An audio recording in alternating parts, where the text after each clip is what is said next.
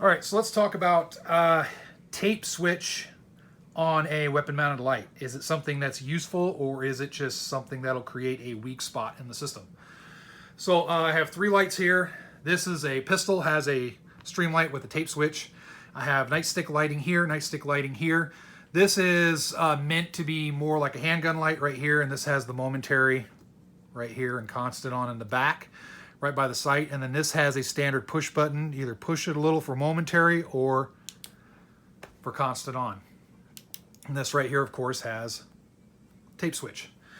So these are extremely good as far as keeping things simple and to the point. You don't have to worry about cords. You don't have to worry about anything like that. The main thing you have to worry about with these setups is making sure the light is positioned in an ergonomic way that makes sense to you and how you hold your firearm. And you want to make sure it's set up in a way that it won't accidentally discharge a light if it rubs up against your gear. If you got any type of gear on, external vests, all that good stuff, jacket, whatever you're wearing, if it rubs up against that stuff and accidentally kicks your light off, that might not be something you want. Because basically the rule of thumb is a weapon mounted light, it should be something that if you want the light, you can turn it on and it stays on. And if you want it off, you turn it off and it stays off. There's a lot of issues there if you're running around in a bad situation and your light keeps getting accidentally discharged in areas that you don't want it to be accidentally discharged. So very good options, awesome options.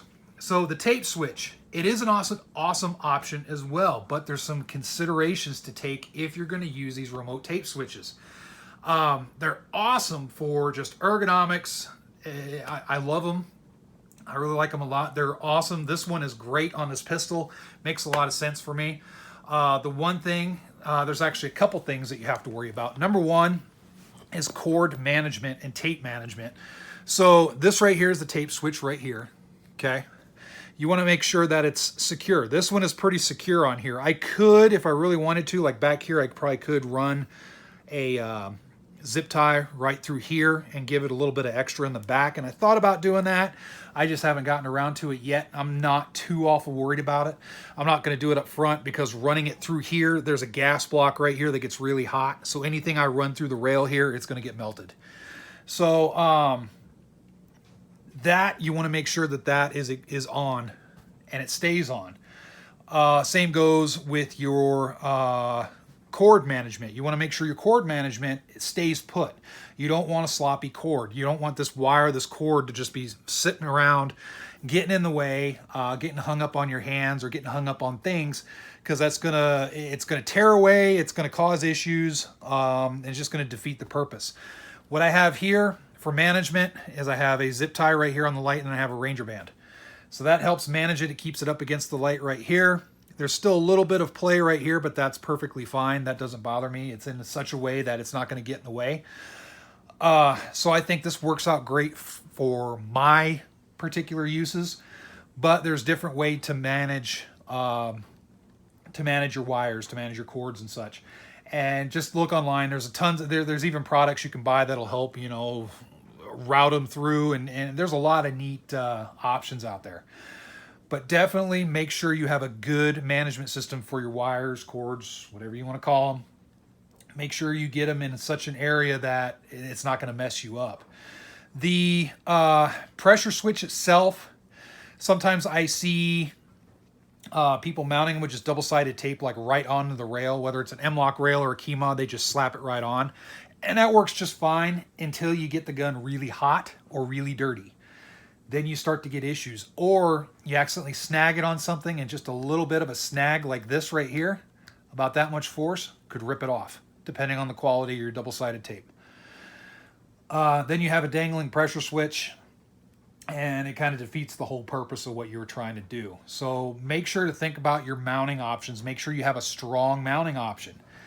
If you can't afford a strong mounting option, just look at what you have and see what you can do to make it good without compromising the function of the light. If you can't get a good, decent mounting setup or make it work, then forget the remote tape switch. Just have a regular tail, a regular button on the tail cap, and just go with that. you'll be better off that way versus messing with something that's not reliable. So that's just something to think about with these styles of switches. Now, heat is kind of a big deal here when it comes to these tape switches. Granted, if you're shooting your AR-15 or whatever handgun or rifle, whatever you so choose, and it gets hot enough where you're melting your tape switch mounts or you're melting your wire, you've got a huge problem, and I think you're in a bad situation.